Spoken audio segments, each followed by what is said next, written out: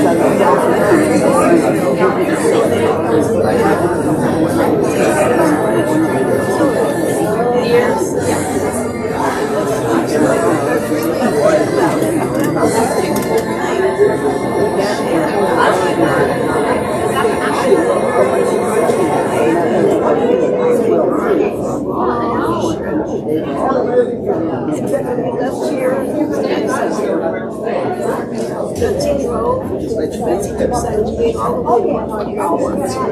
order to be on White Streets in Lawrenceville.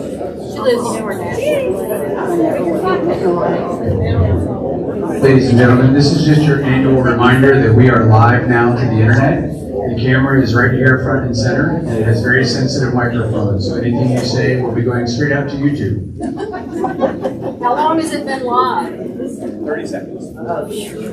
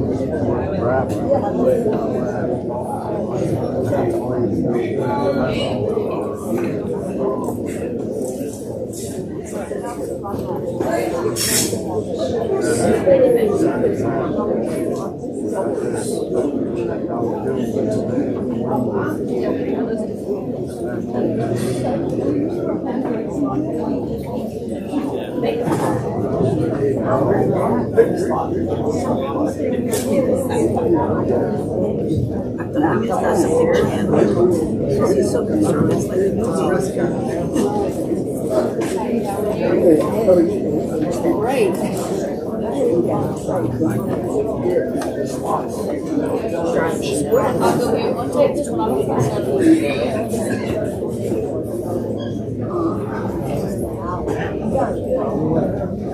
my dad was so fed up with doctors.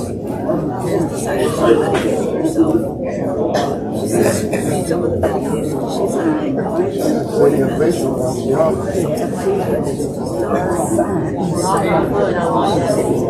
I bought two. And they're free to me.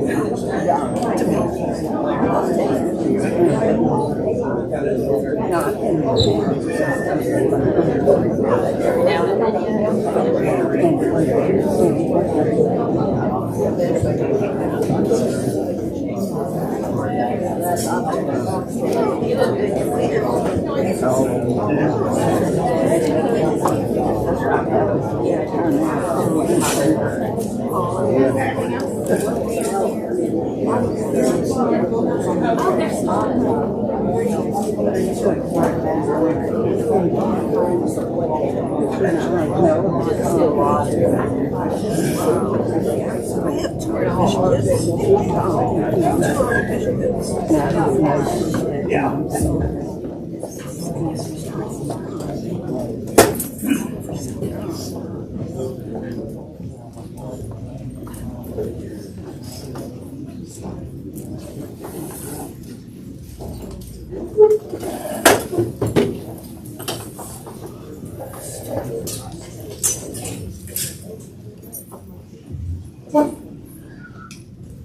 All right, good morning. Good morning. That's a good response, thank you. Welcome to the City of Loganville's 15th annual ceremony, Veterans Day ceremony. We want to get started today. Before we get started, I want to take just a short moment to let you know that this is the 15th year that we've done this ceremony. We're proud of that, but we're even more proud that we've been able to work with 4 mayors so far. I think that's an accomplishment in itself. Now, the mayors have actually produced this ceremony, and we're proud of those people that helped put this thing on. It takes quite a a task to put on a ceremony like this and find the people that we find each year to come and support this thing. So thank y'all for being here. I ask, if you will, to please stand.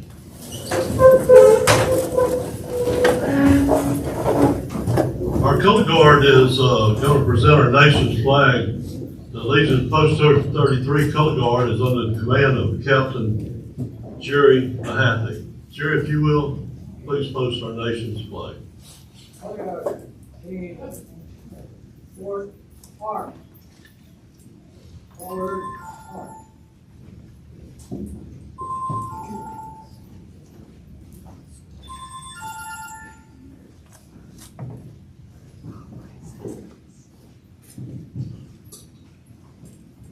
Right hand salute.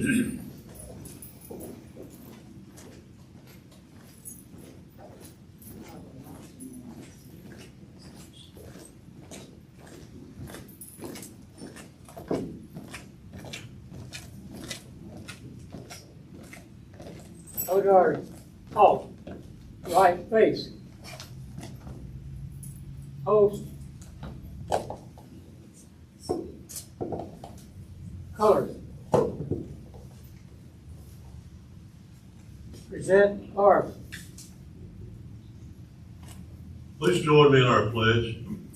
I pledge allegiance to the flag of the United States of America and to the republic for which it stands, one nation, under God, indivisible, with liberty and justice for all. Please remain standing, if you will. Crystal Wilson will perform our national anthem.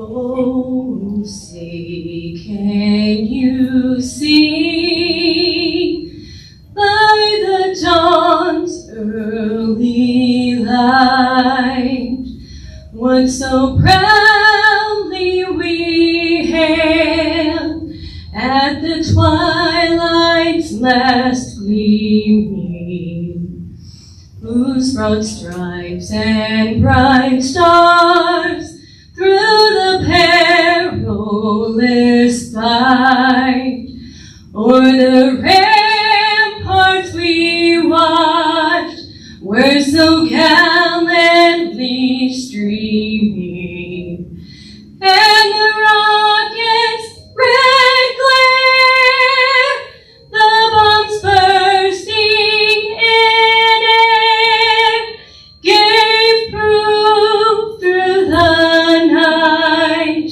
that our flag was still there. Oh, say does that star-spangled banner yet wave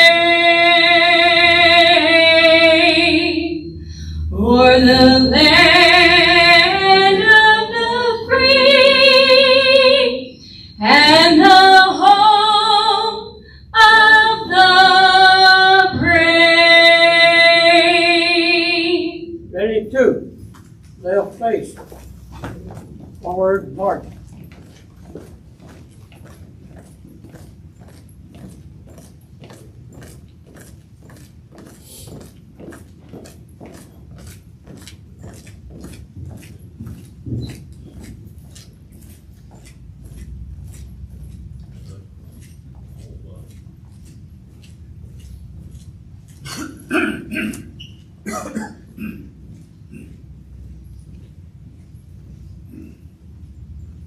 Okay, please remain standing for our opening prayer.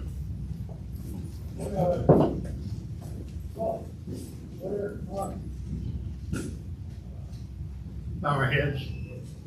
Almighty God, you are our creator and sustainer. You are our light and fortress. You are our wisdom and strength. You moved upon men to establish this great nation. You stirred them to hope and to dream for a land of freedom. We praise you for this nation of freeborn peoples. You inspired our best and brightest to serve and proudly stand and defend the freedoms that we have this day. They answered your call, here I am, send me. We praise you for their service, their sacrifice, We as a nation must never forget the honor and courage, for it has and will forever be their blood that paid the price for the freedom we enjoy. In your holy name we pray. Amen. Amen. This is my 15th year, and everybody be seated. And unfortunately, you, Stan, said I could have about 6 or 7 minutes to speak. Can you hear me in the back? Yes. Then you probably need to let me be back a little bit. From 1776, when a fledgling militia in freezing snow crossed the Potomac, the military was at its first birth. The weapons of war and the uniforms of training have changed, but the military has not. It's a small percentage of our nation that stand up and answer the call, "Here I am, send me." And this is about from 1776 to now. So we're the same. Let's talk about the things each of us experienced during peace and war. The overwhelming majority of us upon entry in the military were young men and women under the age of 20, fresh out of high school, and most of us our first time away from mom and dad. We've forgotten many things in our lives, but none of us have ever forgotten the train ride, the bus ride, or the plane ride, the basic training, and the absolute shock of our first encounter of a drill sergeant, TAC, or a drill instructor. Those people that we knew did not have mothers or fathers. Now, as we board our transportation headed to anywhere or everywhere or anything, we felt invincible, at least on the inside. But outside, our hands were shaking. We were nervous with fear of the unknown. The amazing thing is we were all most worried about the people and things that we left behind. Gosh, I wish I had more time to help Dad with the farm, the house, or who is really going to be driving my car, or how long will it be before Fido poops on the floor and Mom stumbles in the kitchen and steps in it at 5 o'clock in the morning to turn on the coffee. It took me 6 months to get her to let him in, and 10 seconds after I'm gone to get kicked out.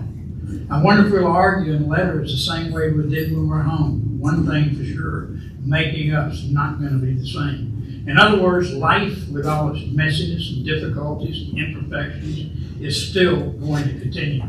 Most of us were ordinary people, living ordinary lives, dealing with all the problems that life brings. You see, each of us had a story. This journey we started this journey as 400 individuals.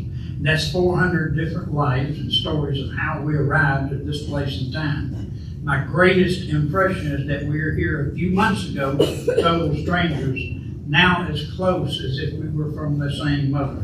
You see, we stood up, we stepped forward, and we answered the nation's call in its time of need.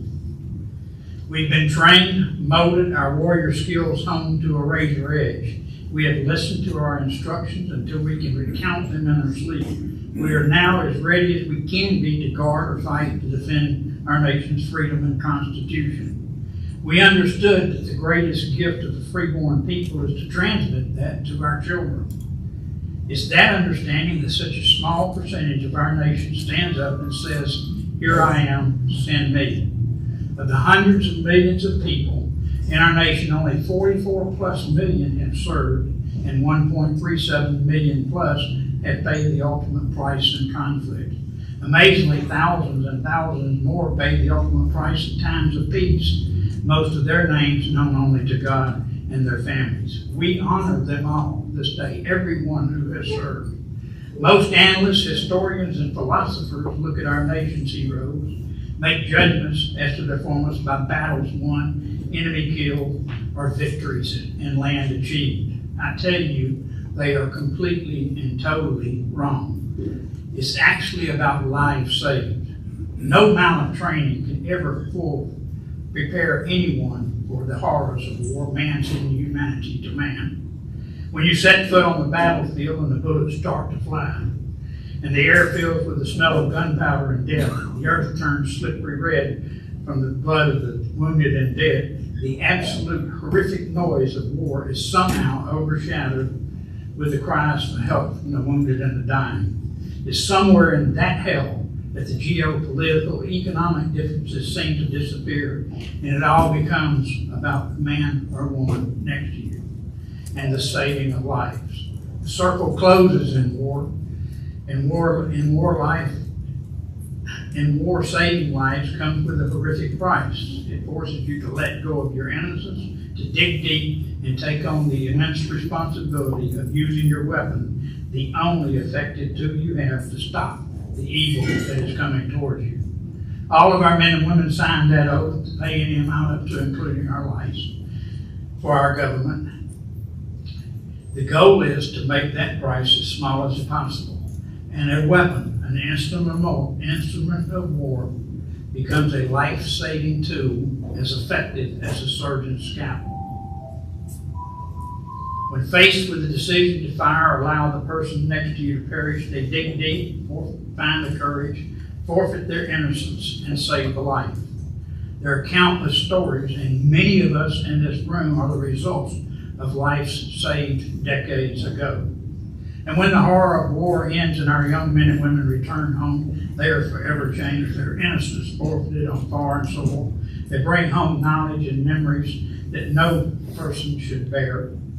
All will revisit those memories thousands of times, and yet when asked amazingly, they say they would do it again. Some will have to fight to come back from the dark, guilt-ridden world of war.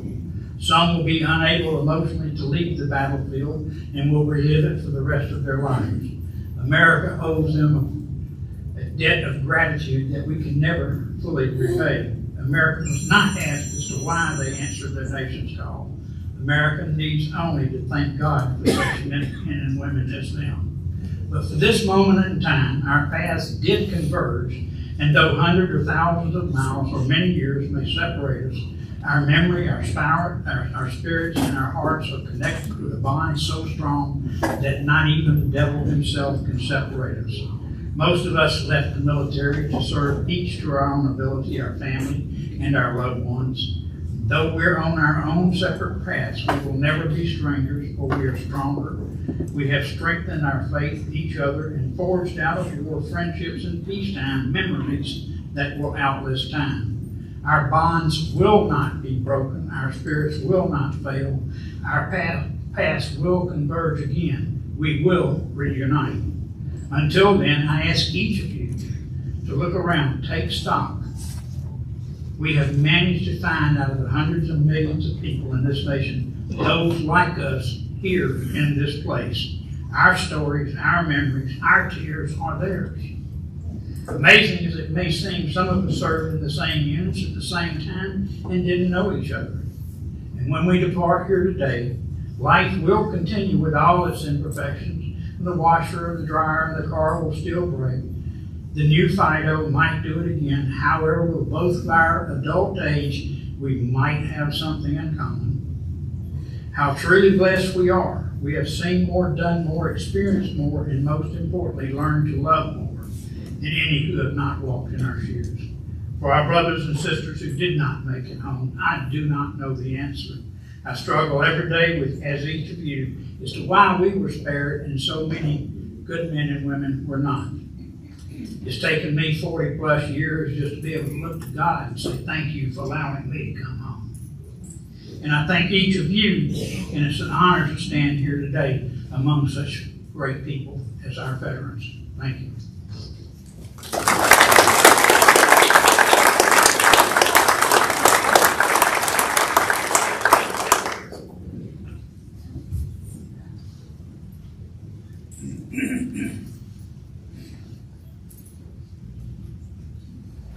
If I may, I want to read something here. We very seldom read Pat's bio, but I'm going to read his bio right quick if you would allow me to do that. Chaplain Buchanan and I have been friends for quite some time, and I want to read a few words about him. Our chaplain goes back to the very first start of the Veterans Day ceremony and has been very devoted to this day.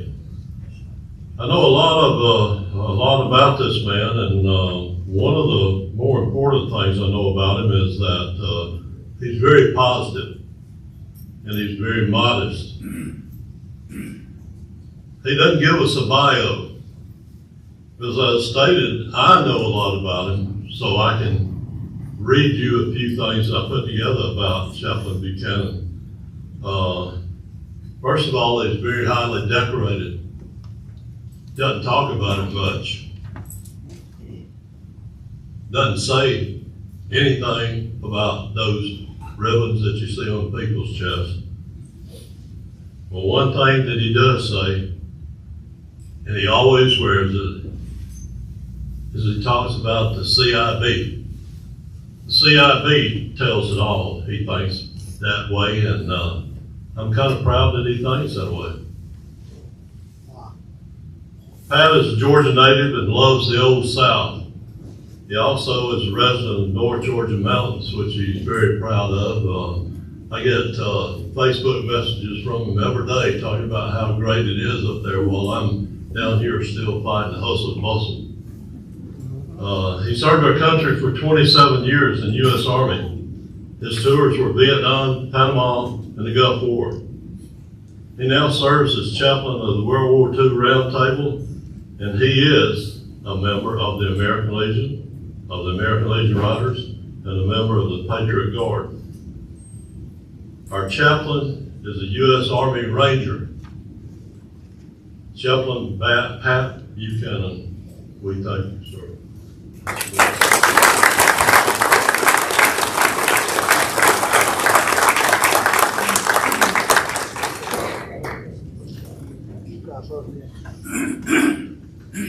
My next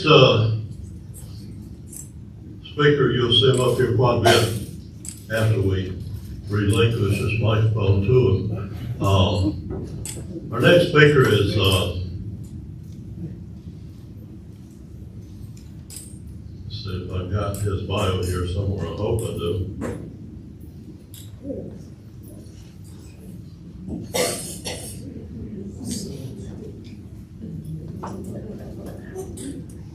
Here we go.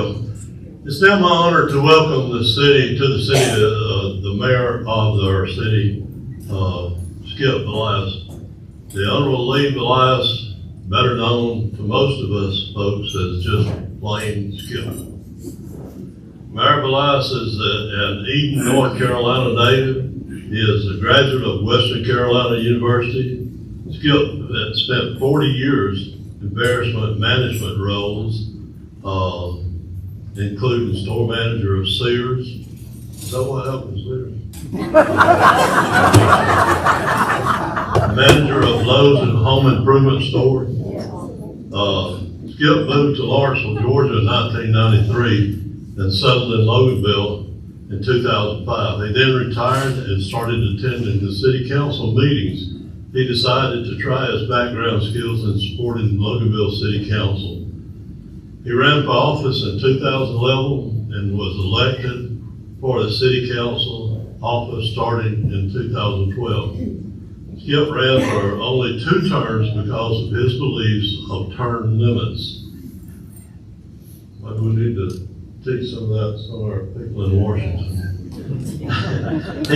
He then ran for mayor in 2021 and was elected and took office in 22. Mayor Elias is married and with 3 children, 4 grandchildren, and 1 great-granddaughter. Ladies and gentlemen, I give you our Master of Ceremonies today, Mayor Skip Elias.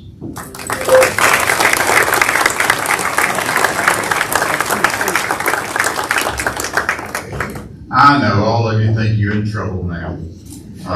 We'll have you out of here for brunch maybe, 3 o'clock, 4 o'clock, something like that. But anyway, it is so great to see this room full. Thank everybody for being here. It's always a concern that the folks are going to come out. Yesterday, I went to the Truth Chapel, and they had a veteran ceremony and they had a first responder ceremony. It was longer than this will be. It was 2 hours. And then they said, oh, we have a young lady here that needs to be baptized today. And I had to go, but that's okay. That's another story. The pastor, Court, Jarvis, made one comment there that I wanted and had on my mind to mention to you. The people in this room who are veterans and the people in this country who are veterans are very, very likely to have been a part of the reason we're not speaking German today. That's right. You know, it was that close. A couple of missteps, we would have been there. So we thank you all, and so proud to see you guys.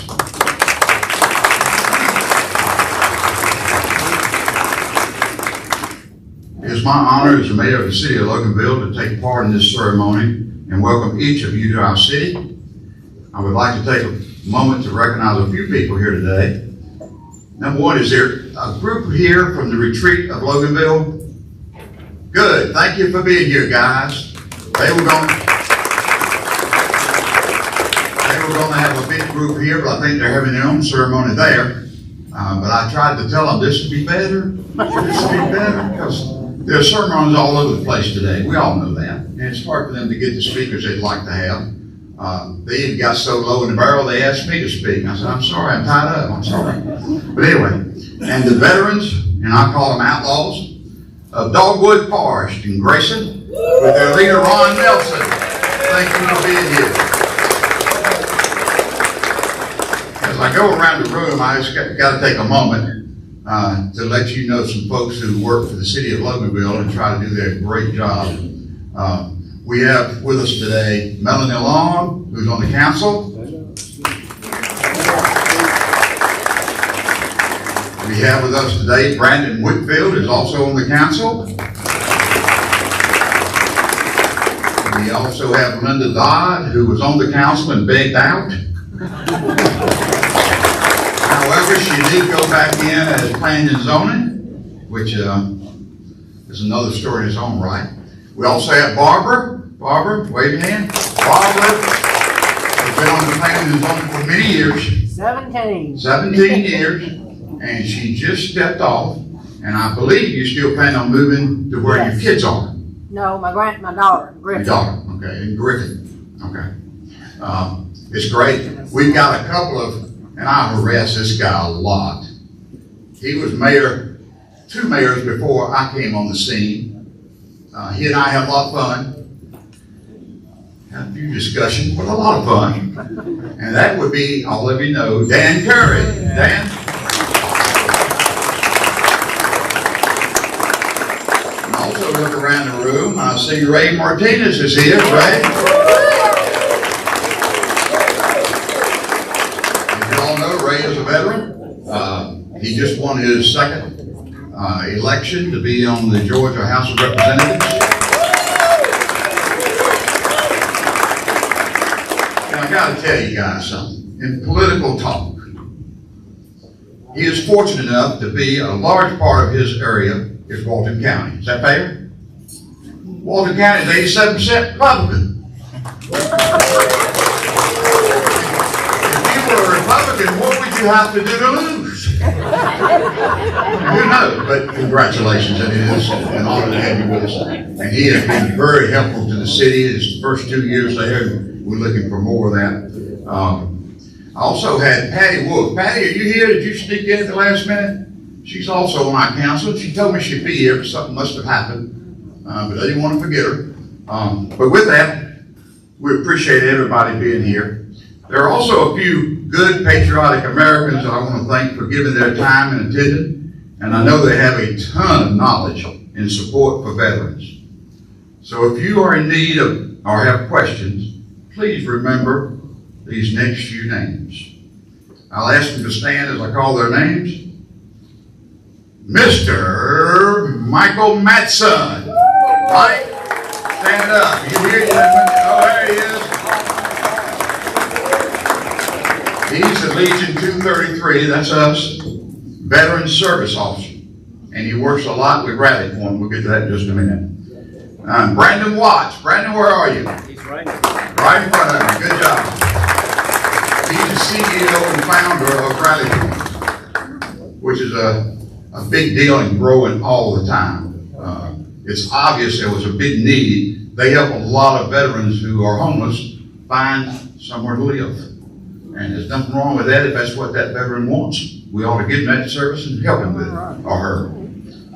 Yettle Jimenez, she's with the, I know I messed up that name, but she's the director of the Veterans Center in Lawrenceville. Here she is.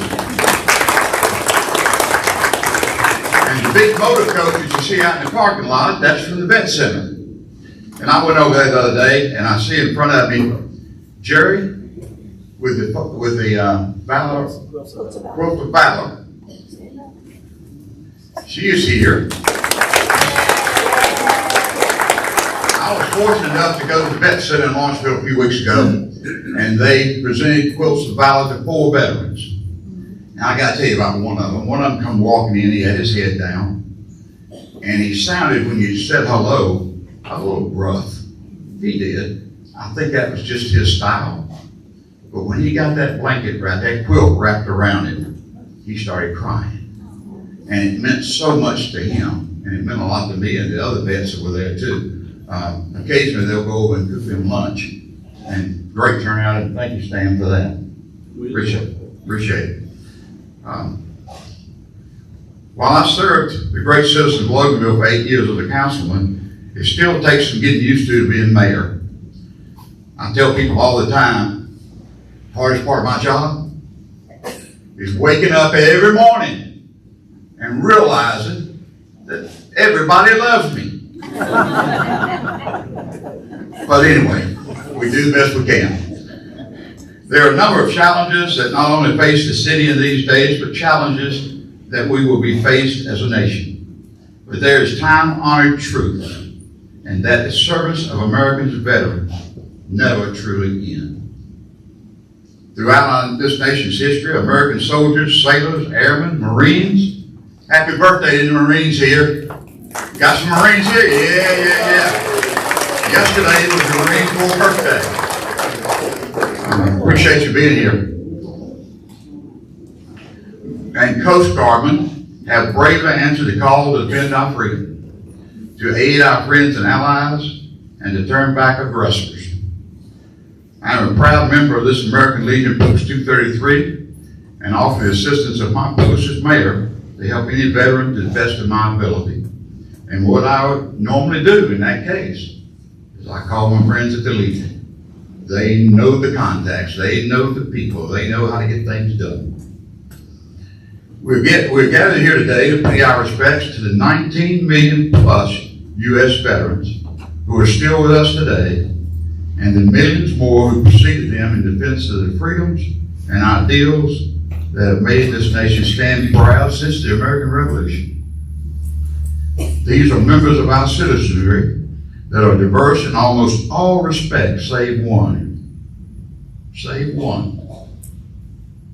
They chose to defend America with their life if called upon to do so. And that's quite a check to sign and leaving the pay too empty, and hopefully never used. America would not be the great country it is today were it not for those who served in our military. Transitioning from military life to civilian life presents a new set of challenges for some of our veterans. For some, it means a feeling of isolation, with a fear of having nowhere to turn. That is where we as a community here in Loganville and as fellow veterans here at American Legion Post 233 can step in to give to those who sacrifice so much. And that help is extended beyond just the veteran, but also to their families. I have stood in the audience before and heard these same words spoken, and I want to say them myself as well. The heroes of this great nation are not those who excel in sports and not those that perform for a living, sing songs on TV in front of large audiences, and wear capes like Superwoman and Superman. The real heroes of this country wear dog tags and are the backbone of this country. The men and women of our military, past and present, earn our respect and gratitude of this great nation. These men and women truly deserve more than just a day of honor. But are worthy of us taking a time out of every day just to plainly say thank you. Thank you for your service. It is appreciated, and I know it's not said enough. It's that way with life. There are many things that are very much appreciated. We take them for granted at times, and we don't say thank you at times. But trust me, the thank you is in our hearts, and it will always be in our hearts. But also remember to say a prayer every day for them and ask for God's protection. Okay, you're through the worst part of this thing. I think I got listed here one more hour, but that's okay. Ladies and gentlemen, we have a special guest from the Walton County Schools with us today, Mr. Chip Underwood. Chip is the Walton County Schools District Superintendent. Came on the job this year. Mr. Underwood took the honored job of Walton School Superintendent this year, but has 28 years background in his career in leading not only Walton County schools, but also in Hall County, Gwinnett County, and Camden County schools. We're proud to have Chip, knowing that he brings with him so much leadership abilities in his background of education. Chip holds a bachelor's degree in education from the University of Georgia, a master's degree in Foundations of Education from Troy State University, and a specialist in educational administration and supervision from Lincoln Memorial University. While not working to enhance the lives of Walton County schools, Mr. Underwood serves our community and state in a number of ways. He serves in the Walton County Health Department, the United Way Allocations Committee, the Walton County Chamber of Commerce Education Committee, the School Superintendent of Education Leaders, and Georgia School Superintendent Association. He does get around. He is hard to read. It's hard to read sometimes. Now please allow me the honor of welcoming our Walton County School Superintendent, Mr. Chip Underwood. Chip.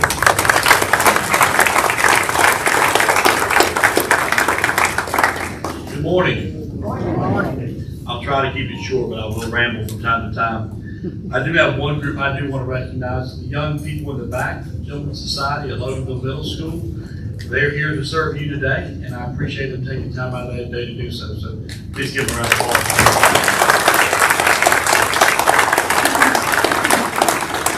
applause. Before I get into what I want to talk about and have a short read, I'm not going to be here long.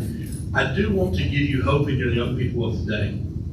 I know as we look at social media, we look at the media in general, you can get quite frustrated by what you see. I do myself. When I sit in my office and I get frustrated, I have a solution. I get in my car, I drive to a school, and I talk to young people.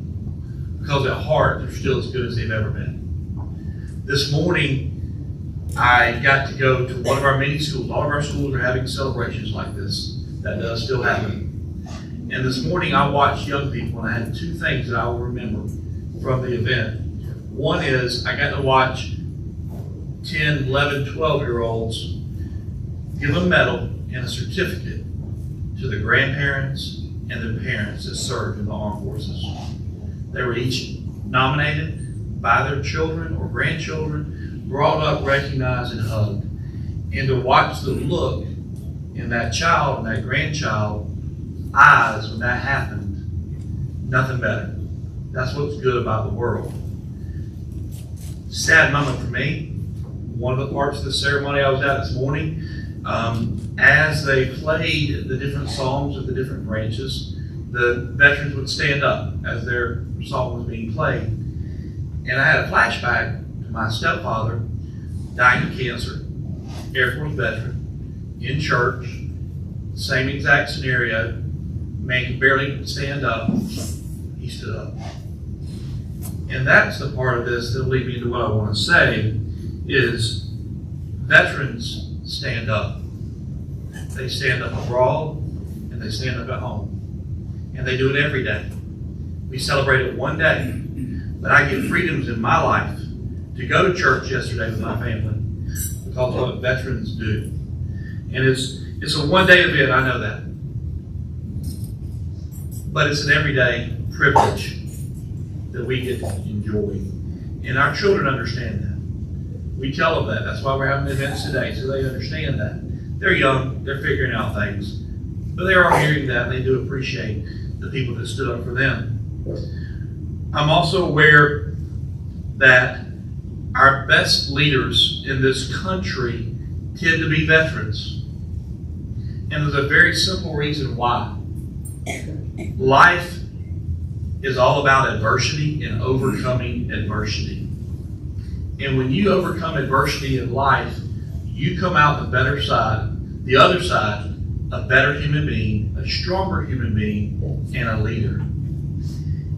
And first, the fact that the character of a veteran to stand up and say, me, I'll go, sorts us to an elite group of people.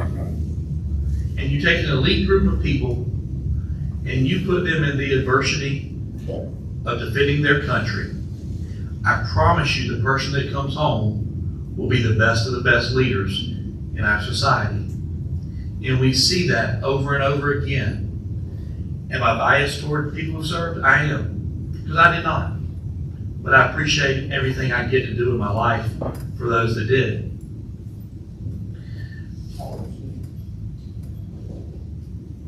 When we look at an individual and we see they sacrificed for me, what greater respect can you have for another human being? And that's what veterans do. I promise I wouldn't say too many words, but I'm going to read one short reading that I thought put a lot of my feelings on paper, and it's by Kelly Roberts. It says, heartfelt thanks to veterans.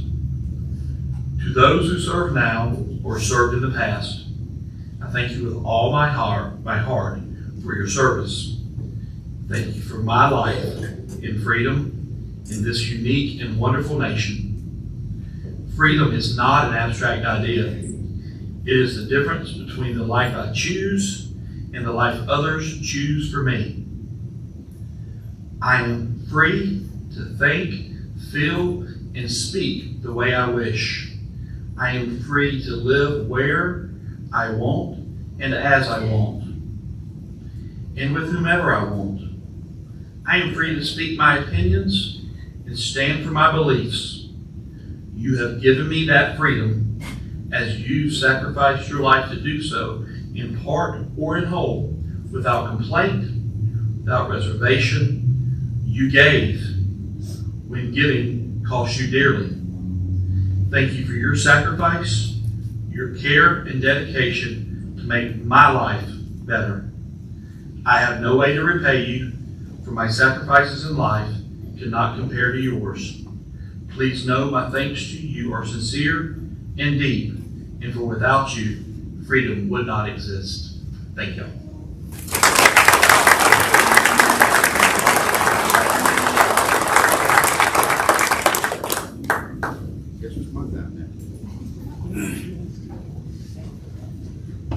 Well, we're back at it again, but it'll be okay, I promise.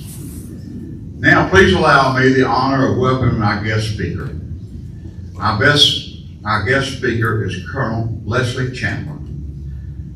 Chaplain LTC Chandler has served in the Georgia National Guard Chaplain Corps since 2007 and currently serves as the 78th Troop Command. Her previous assignments include Joint Task Force North Command Chaplain of Fort Bliss, Texas, the 78th Aviation Troop Command Chaplain deployed in Afghanistan in 2019, with the 48th Infantry Brigade Combat Team Brigade as chaplain, then the 560th Battlefield Surveillance Brigade Chaplain, 221st Military Intel Battalion Chaplain, and 148th ESB Chaplain, where she was deployed to Afghanistan in 2009.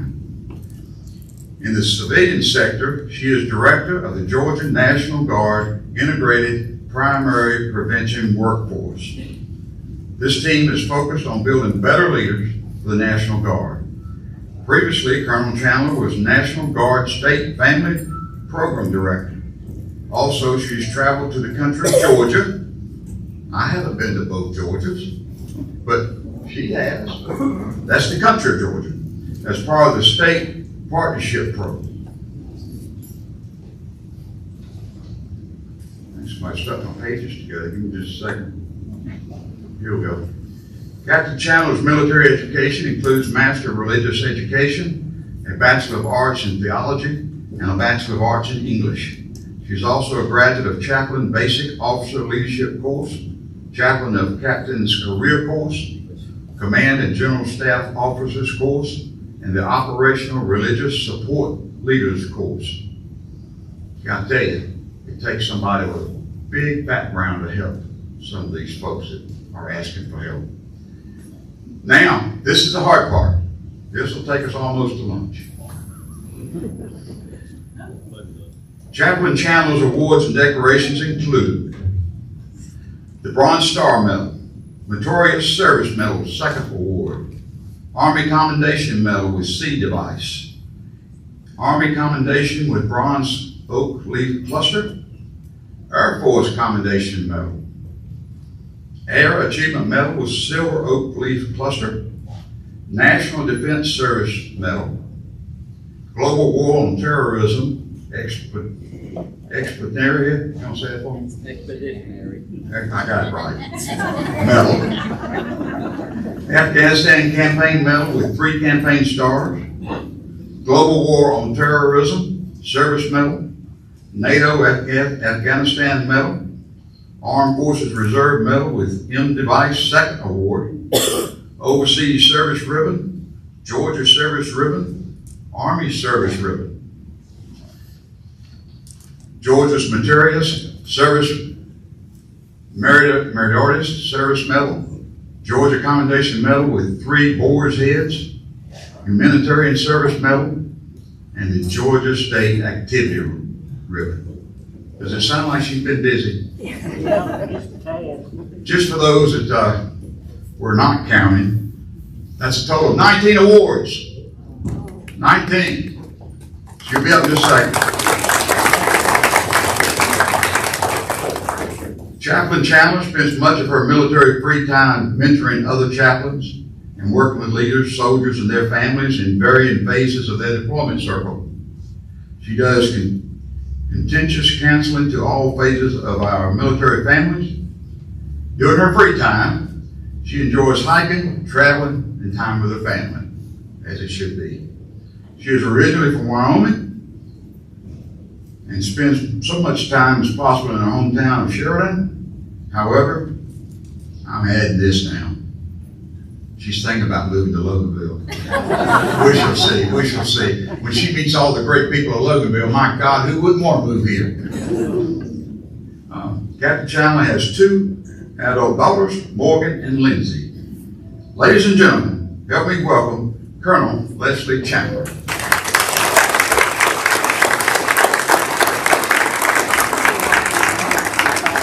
Mike Madsen, if I'd have known they were going to read my bio, I wouldn't have sent it to you.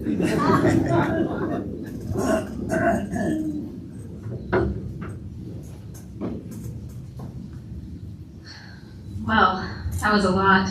That was almost the same amount of time as my speech. Well, good morning. American Legion Post 233, Stan, thank you. Mike Madsen, distinguished guests, veterans, family members, loved ones, thank you for being here, and thank you for inviting me to speak. I know you could have chosen from 1,000 capable speakers, and I'm humbled and honored that you asked me, and I don't take lightly the responsibility of speaking to and for our veteran population. I'll start with full disclosure. As I considered and prayed about what I would share today, I felt very small. What can I actually bring to this event, to a topic as momentous as service to our great nation in peacetime and war, as deep and wide as the wounds of war, intermingled with pride and loyalty, duty and honor? But what I realized is that I get to bring you to this event. Your story, our story, and it is a good and meaningful one, wrought with hardships and pain, successes and joy, and every single emotion, sometimes all at once. I love Veterans Day, not just because I'm a veteran, but for that reason too.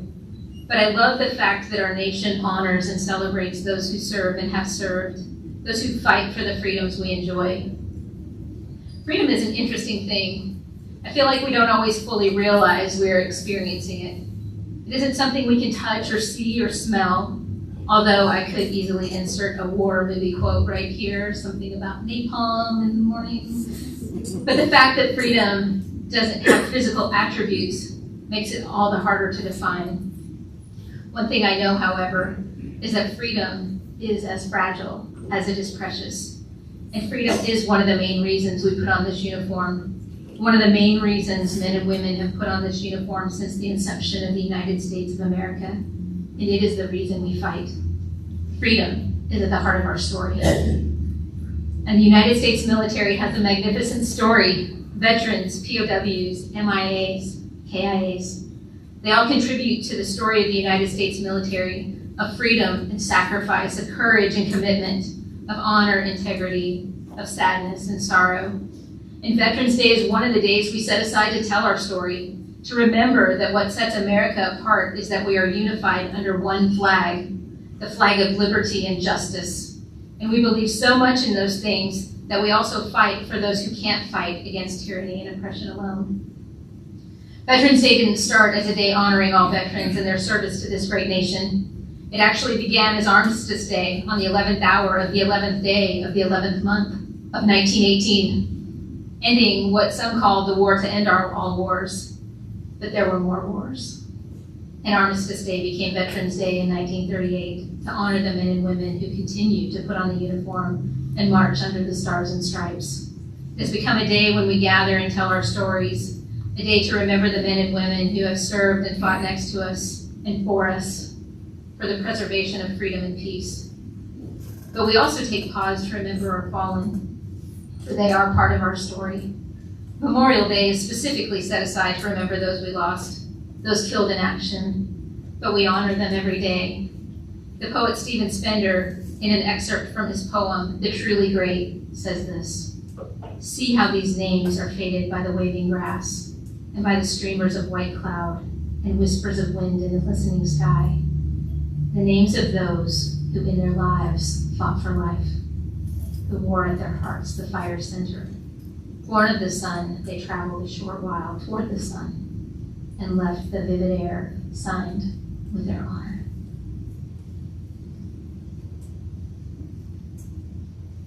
One of the finest attributes of veterans is their love and respect for those who fought and died. Friends, brothers, sisters, whose lives mattered, whose deaths mattered, whose story matters. It's why we are still working tirelessly to recover the POWs and MIAs from wars past. There are over 80,000 soldiers, airmen, seamen, Marines, Coast Guardsmen, Merchant Marines, and civilians still unaccounted for. But with current technology, we have been able to identify more service members, 172 last year, which may seem like an insignificant number, but I'm certain it was significant to 172 families who no longer have to wonder. Speaking of those stories, on April 6, 2023, the Defense POW MIA Accounting Agency identified the remains of Corporal Luther Herschel Story, who was missing from the Korean War. Corporal Story, at just 16 years old, entered the U.S. Army from South Georgia. On August 31st, 1950, his unit held a defensive position on the Mekong River, South Korea.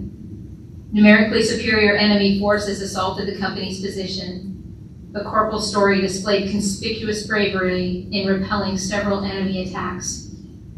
By the next day, the company was forced to withdraw. Wounded, Corporal Story chose to remain behind and cover the withdrawal of his comrades. He was last seen firing on the enemy with every weapon available to him. He was never reported as a prisoner of war and was eventually declared killed in action. For his actions on September 1st, 1950, Corporal Story was posthumously awarded the Medal of Honor. In October 1950, U.S. personnel recovered remains in the area where Corporal Story fell.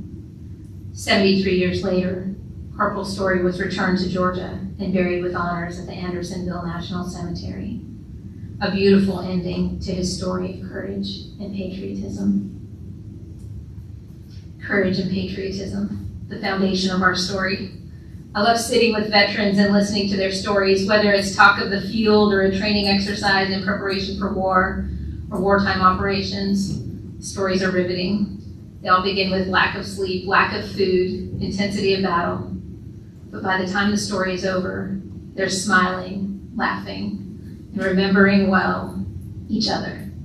You see, the stories always include relationships filled, lives changed, life appreciated.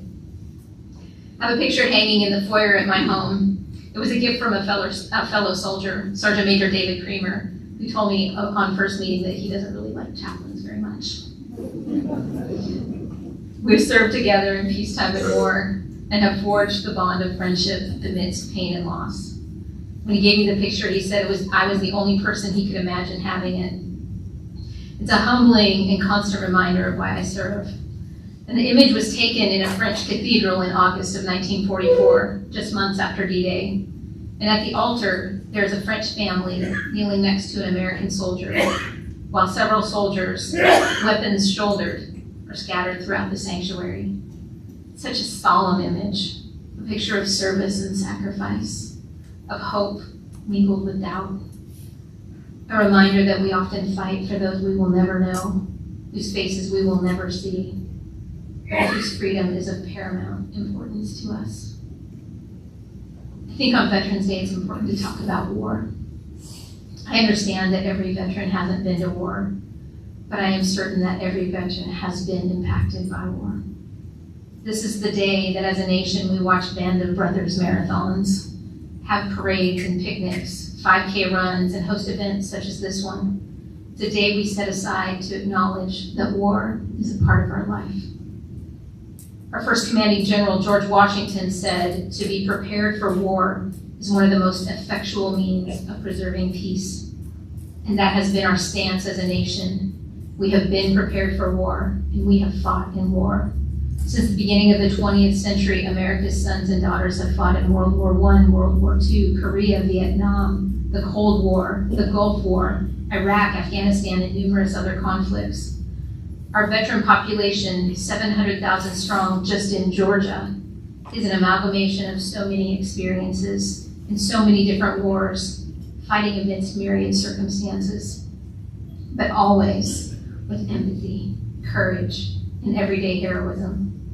Our warriors are the best of us. They have heard the crack of rifle fire, roar of cannon, screaming of missile, as they fight alongside other honorable men and women from other nations for that highest of achievements, freedom. But as you know, the road to freedom is fraught with injury and death. The road to peace, war. So goes our story. Pain, loss, suffering, tribulation, sacrifice, sorrow.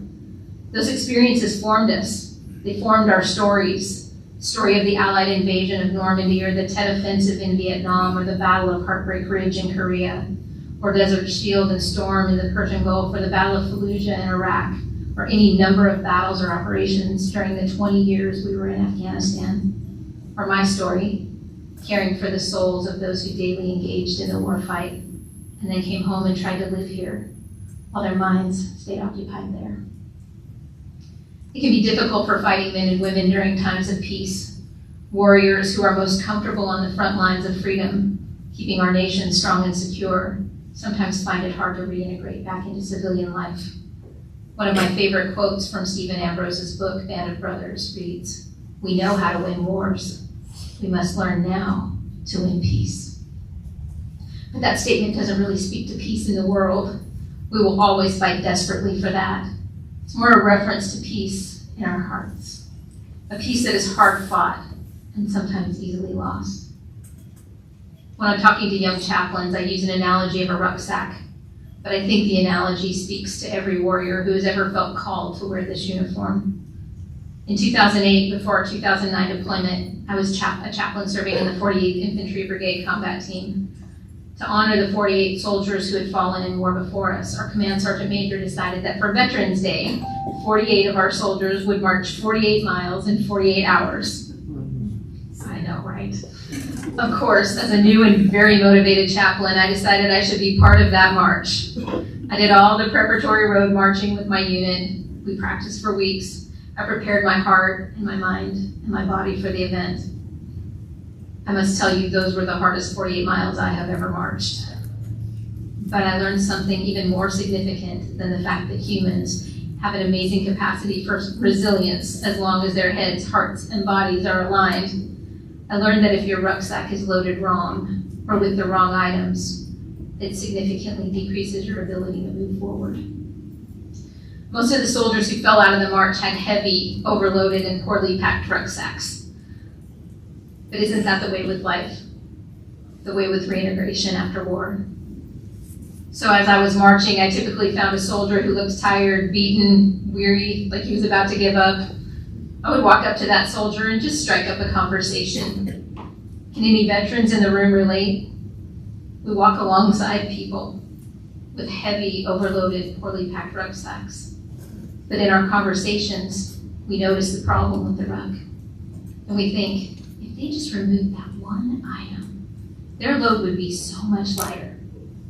So we, in our selfless and sacrificial way, offer to take something from them. Just put it in our rucksack for a while. They feel free, filled with gratitude at our offer, and move on, load laden.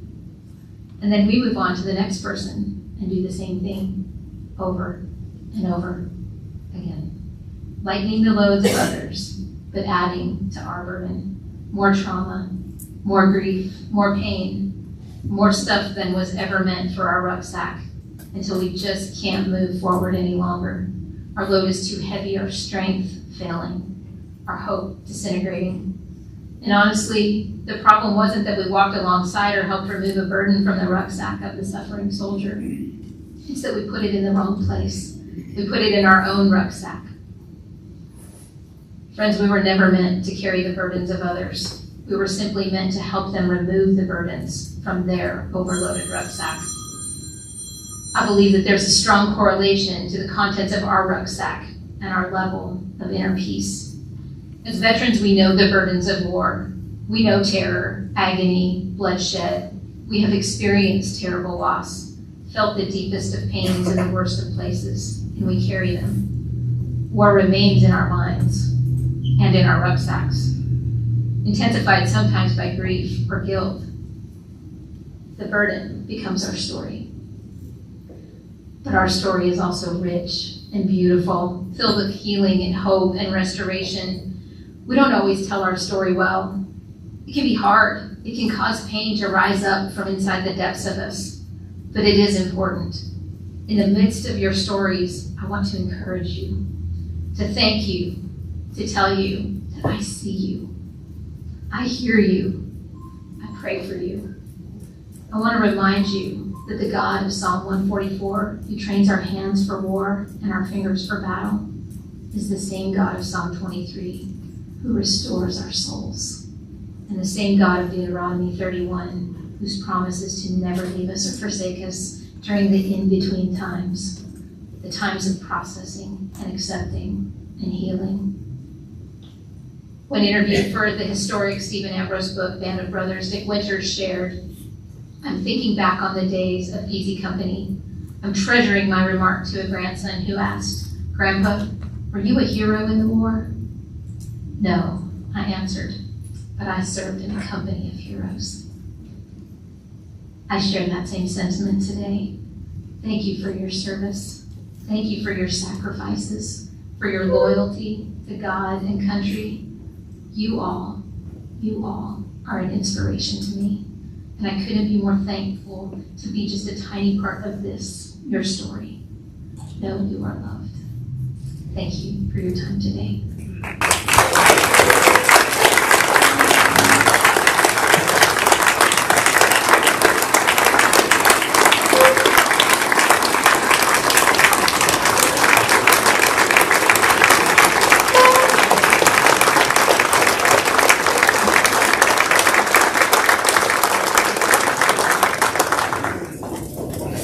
Thank you, Colonel Chandler, for being a part of our special ceremony here in Loganville. Thanks for not only your prestigious years of service to our country, but also all that you do as chaplain to the U.S. Army. As we prepare to bring forward the ceremonial wreath, today we honor all veterans and all branches of the U.S. military. When I come to the Legion many times and someone's up here and they say what branch of service they were in, they get some response from the audience. Some is really great. Some is, I think as Tom Williams said, the worst one I think is the Air Force, isn't it? He's still here. There are quite a few here today on behalf of a grateful city, on behalf of a grateful state, on behalf of a grateful nation. We thank you for your service. And please keep that in mind when people don't tell you that on a given day.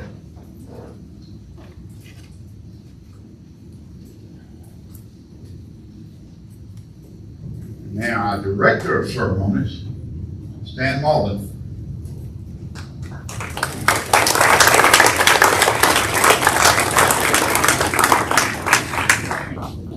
You know, Skip also has my bio, but we're running a little bit over, and so I certainly don't need an introduction to you people.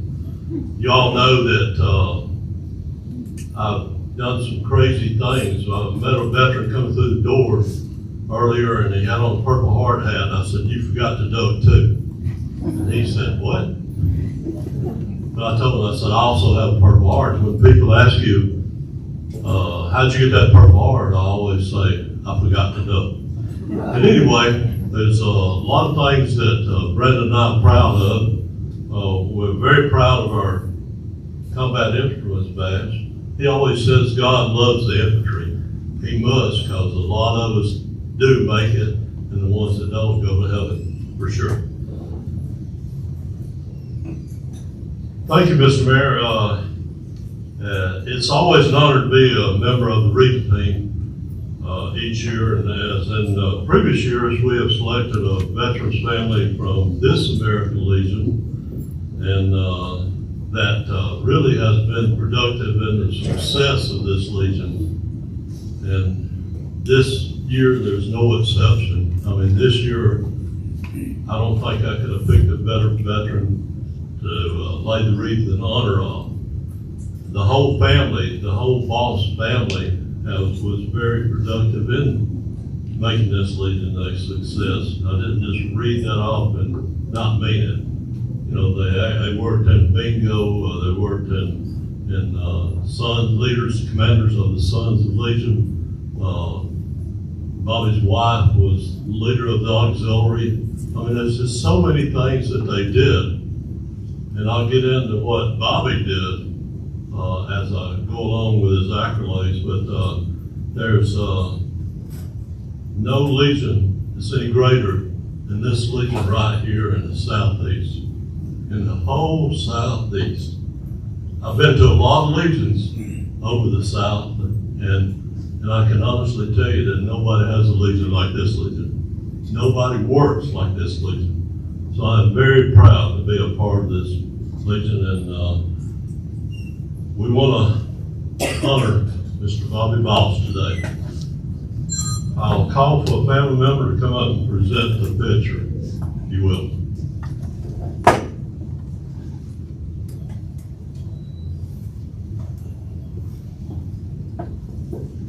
This is actually a picture of Bobby himself, and for you folks that don't know, we'll place it on the table here so that you can see it now and later if you want to come up after the ceremony and take a look at it. But a very great man, and I'm about to tell you about this man.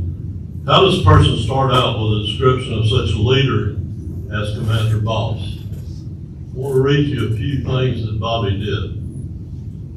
Bobby served our country in the United States Navy and was very proud, and he was very proud of his time in the Navy. I'd go into his office when I first became a member of this post, and I could see just how to tie a knot. When finished as his time in the Navy, he was not through serving his country. He joined this Legion and was a very immediate leader. I mean, it kind of grasped hold and took hold and started out right off the bat being a leader. And one of the reasons I say that is he served 37 years as the commander, just the commander of this post. He served 37 years. Most of us served 1, 2, I think the commander before myself served 5 years. I served 1, but 37 years is quite an accomplishment. And my experience with Bobby is that he spoke and talked by example. His thoughts were that you needed to have fun while you were trying to be a leader. And we did. We did. People didn't look at this as a work time when they come to Legion. They looked at it as a fun time. But I joined this Legion to become a Legion Rider. And the Legion Riders are those guys that held the flags up as we walk through this morning. They do a lot at this post. We're proud of it. I'm proud to say that I am a Legion Rider. But we asked Bobby, Gary Lemons and I asked Bobby, could we start an American Legion at this post? Bobby was a little bit hesitant about that. Alan, you remember that? He was a little bit hesitant about starting the American Legion Riders. But he said, you can do it. That was back when the American Legion first started too, by the way. I mean, the Riders were first started. We were one of the first few posts in the state of Georgia that started the Legion Riders here. But when we did, we had to ask Bobby and get his permission to make sure that we could do that. And he said, this is exactly what he said. As long as you realize that we work first and then we have fun. And he meant it too. I mean, he really honestly meant that. And we did. We showed him that we could do good things and we could honor our veterans. Then we could ride our bikes and have fun. Bobby was inspirational in putting the idea into my heart to start the first Loganville Veterans Day ceremony. Like I said, this is 15 years. And I come back from Lawrenceville after hearing the Veterans Day ceremony up there. It touched my heart. It really did. And I got back here and I said, Bobby, why don't we have in the city of Loganville, or better yet, at least in the city, in the county, Walton County, why don't we have a Veterans Day ceremony? And he walked up to me, and he was a tough man. I'm telling you, he was a tough man. I probably can attest to this also. He took his finger and about poked a hole in my chest, and he said, because you hadn't started one. I think it took me about 3 weeks for that bruise to go away. But he really meant that too. Bobby's exertion of effort and thoughts in this great city of Loganville helped build the city up and keep the city growing. I ask, if you're not a leader, how else would you have a local street named after you? We do in the city of Loganville, Bobby Ballstride. How do you build a city? I mean, how do you, not only the city, but how do you build a scout building? We got a scout building, we have different troops down there. I don't say Boy Scouts anymore, because it's girls too. Cub Scouts, they have their own building down there. So, you know, Bobby helped build that. Bobby raised funds for nursing college degrees. Made sure that we had a scholarship every year for the nursing. Built baseball fields for our youth. Many of you probably don't know, but we actually donated the field, the baseball field down there, which was very well kept, to the city. A lot of people may not know that. But if it wasn't for Bobby's efforts to do that sort of thing, we wouldn't have had those baseball fields. So how do you do all those things and still have time to actually be on the city council too? These mayors here probably remember that. I asked, how do you do all that and still be the commander for 37 years like he was? I'll tell you how you do it. He's a leader, a real leader. I actually stopped while I was writing these few words and I said, you know what, I'm gonna look up actually what leader means in the dictionary. And I was actually afraid to read it to begin with because I thought it would say Bobby Boss. But it says to direct or by going on before as a guiding head.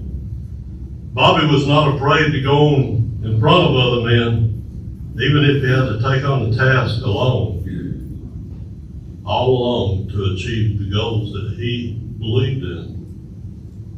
I could go on for quite some time with words about Bobby because I knew him very personally, and it was almost like that he took me in when I come to this Legion. I didn't think that he liked me at all because he was always tough on me. But I could tell that he did after he stepped down from being a commander. I could tell at that point that he really liked me. He didn't want to show partiality to anybody. Bobby was our friend and a great man. A great man. We have already missed him and still miss him to this day. I promise you. Steve, if you will, come forward. Let's do our candle ceremony in honor of Bobby Boss. Steve's our senior vice commander. I saw Steve cry one time when he got his quilt. It's not that one time. He's a tough guy. Thank you, Steve. Please light the first candle. The first is red. Red calls for the blood of the service of men and women that was shed in the battle of our great nation. Second is white. White reminds us to keep our POWs and MIAs, service members and women, in our thoughts and hope and pray for their safe return. Third is blue. Blue reminds us of the service of our nation's men and women who have made it home but have since passed away after they've made it home. At this time, I want to invite another part of our REAP team to come forward. Senior Vice Commander, Mr. Steve. Oh, that's you. We want to go. That's what I forget. I shouldn't even read this thing fast and go on what the SAL commander did. Did JJ make it? No, JJ didn't make it. Okay. Well, then that, Mr. Mayor, we have another mayor in our this past mayor of Loganville, the Honorable Dan Curry, to come forward and place this year's wreath in his place of honor. Dan, I think you can handle it. It looks good to have two people doing it, but I'm sure you can do that. Thank you, sir.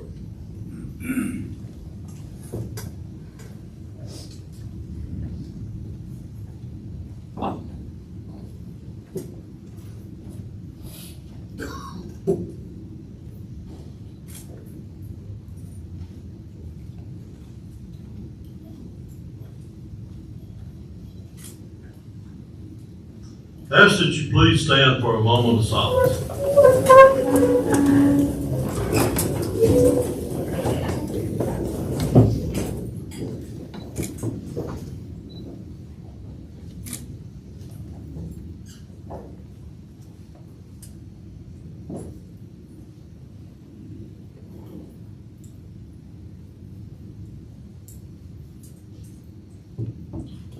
Thank you, but please remain standing for taps and our actual gun salute. I warn you ahead of time, everybody jumps when they hear the gun salute.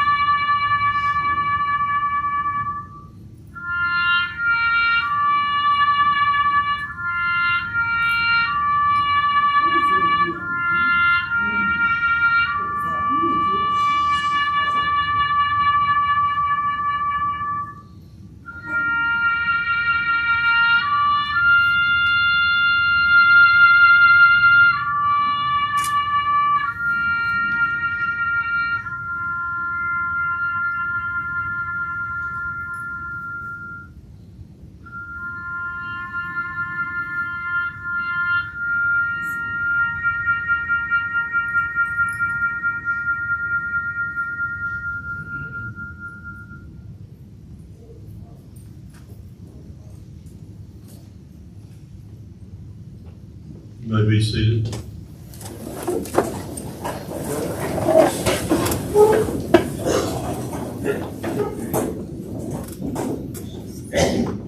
Ladies and gentlemen, there was a time when terror and invasion were real threats to our nation. And that was the time when the world asked ordinary men to do extraordinary things. Things that were very tough. Very tough. But as veterans, we did just what we were asked to do and continue to do those things that we were asked to do. So every day, but especially today, remember to thank those who served in uniform. And remember, every veteran has a story. Sometimes my wife gets tired of hearing mine, but every veteran has a story. You might want to just take a minute to talk to one of them about their story. You may be surprised. I know the vet center gets tired of hearing our stories all the time. Maybe not. But we have stories all the time because we got to get them off of our hearts so we can continue to go on living a decent life. So if you have a chance, talk to a veteran today. Ask them about their story. I thank you. Team, you may be seated. Senior Vice Commander, please be seated. Thank you.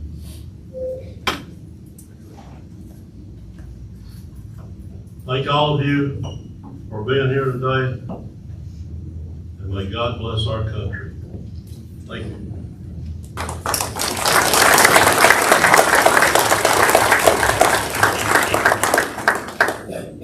Stan is probably the best planner I have ever met. He plans ahead of time. So every year, I usually throw him a little curve, like his Bible. And most years it's a screw up to start with, but then I try to recover. Always try to recover, but I'm gonna go through his thing. I gotta tell you, now he can just be embarrassed. He doesn't have to worry about what he's gonna say next. He can just relax and be Stan. Today Stan was back in support of the Reef team. Now it's hard to be standing here, or for that fact Stan at Ride for America, or the many events in and around Loganville without honoring one of the men who does so much behind the scenes. Mr. Stan Malden, you all met him, you all saw him, you all know who he is.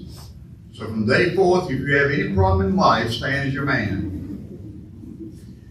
His commitment to serve his nation is extended beyond being a combat infantryman, where he earned a number of accolades, including the Combat Infantry's Badge, Bronze Star, Purple Heart, and many more ribbons that he wouldn't even list for me.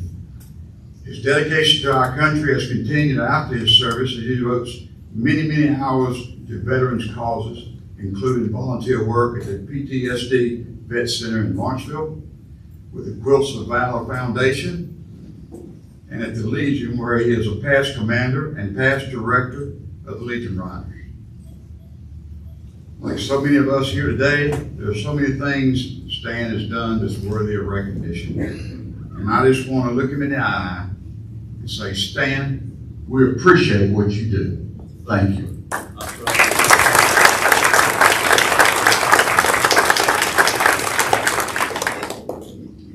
Now it is my pleasure to welcome the commander of American Legion Post 233. Yes, I know you've all been waiting in anticipation, but that's okay. We need a little anticipation every now and then. Commander Fritz Seiler, Post 233, has been such an important part of the history of the city of Loganville. And he and this Legion continues to serve as a beacon of light for those in need of help in our community, as it has done for more than 78 years. 78 years in Loganville. Like so many of our honored guests here today, Commander Seiler is a proud U.S. Army and Army National Guard veteran who served our country for a total of 23 years. Commander Seiler, since joining the American Legion Post 233, has held many prestigious positions with this American Legion and the American Legion Riders. Well, like his military career, Fritz has earned several awards, but what makes him happy, and it's a good thing, is working hard to help veterans, their families, and making this post a better place for not only its veterans, but also of the Loganville community. And I want to tell you, as mayor of Loganville, I say this quite often, we are proud of this American Legion. And something comes up that they need, we do our best to try to help them with it. We really do. This is a great asset to have in any city. And we thank the American Legion for it. So please help me welcome Commander Fritz Seiler.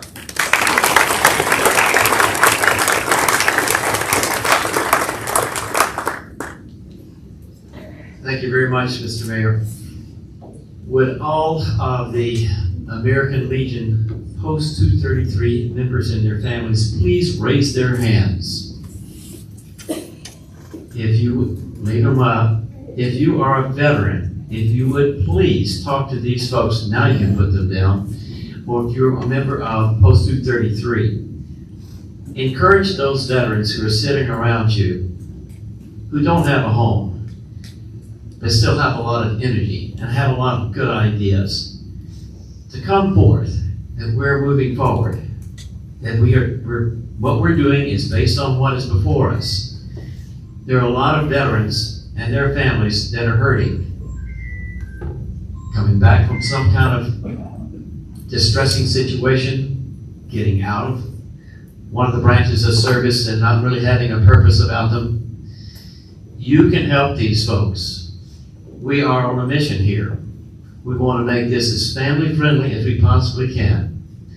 Not just for you, but also for those people who cannot quite seem to get their act together or find the joy in life after they've served, after we've all served.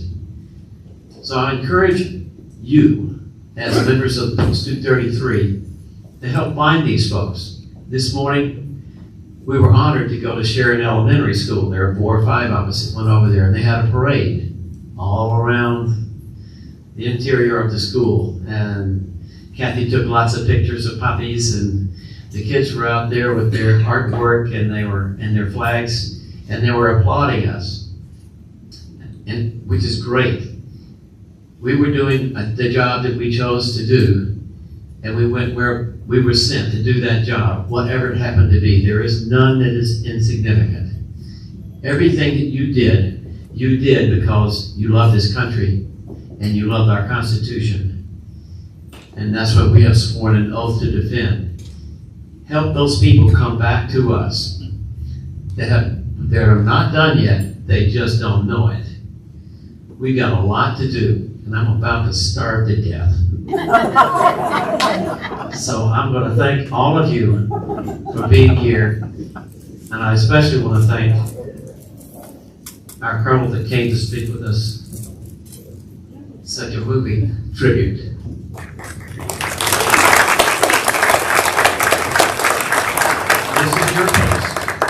one post in 117 posts that are in this state, which is pretty hard to imagine. We've got 500 members on roll. The parking lot would not hold all these people if they showed up at one time. But we have 500 people on roll. We would love to have at least a portion of them come back and be a part of it. And now a crass plug. We have lunch here every day from 11 o'clock to 3 o'clock, Monday through Friday. We have good food. It's at a good price. We have great bartenders and servers. We would love to see you make this your place, that you just say, hey, let's go down to the Legion and grab a bite to eat. This is your Legion. So take part in it. Help it to grow. Come down. Bring a friend. Bring a group. We'll open up this area too. But the more that you're able to be a part of your Legion, the more it's going to grow, and the more people that we can help as a Legion to still be all that they can be in helping others. And that's what we do. We help others. We help vets. We help the communities that we're in. We help youth. That's what we are. So we stand for that.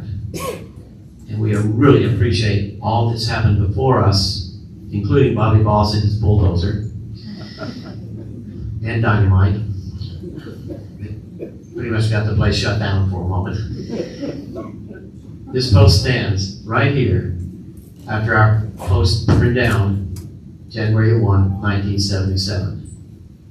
Because Bobby Balls said, nah, we're going to have a post here. I'm going to bring my bulldozer up here and I'm going to level the ground and blow up all the rock that's out here. And Mr. Mayor showed up and said, nah, you got to stop doing that, man. You're throwing boulders across the street.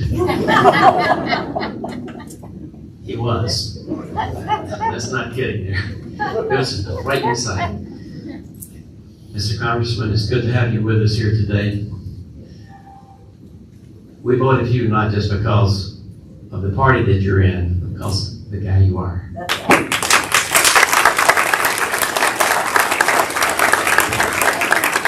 This is the one place in town where our Constitution and bylaws say, thou shalt not have political parties. You shall not have all this stuff in here. This needs to be a place of neutrality where friends can be friends and soldiers and former soldiers can be soldiers and friends and family. That's what we are. We're a family. Turn it back over to you, sir. Attaboy, Fritz!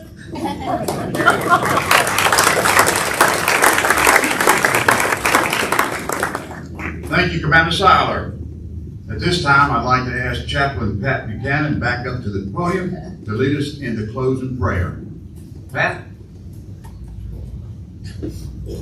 Bow our heads. Holy Father, we thank you for this opportunity to gather as patriots, family, friends, and veterans to honor the over 44 million who have served this country. As we depart this place, each to our own destination, we ask for your travel mercies. Keep us well, heal our nation's wounds, and bring us back together again, 1 year today, to celebrate our veterans again. We ask all these things in your name. Amen. Thank you, Pat. At this time, I ask that each of you stand as best you can. As I call Mr. Jerry Mahaffey, Captain of the American Legion Post 233 Color Guard, to please come forward and retire our nation's color. Color Guard. Forward, arm. Forward, arm.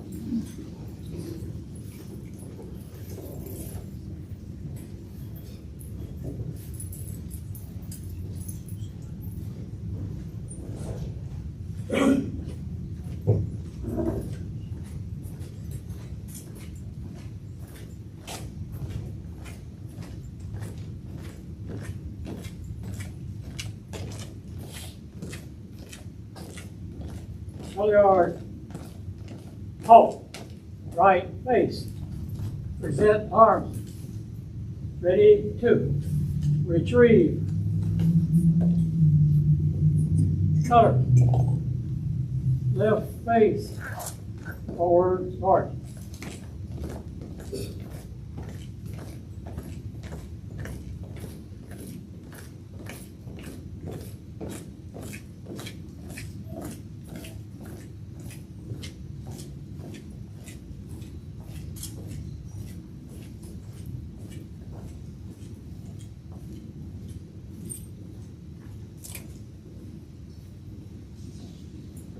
Thank you, Jerry, Captain of the Color Guard and the members of the American Legion Post 233 Color Guard.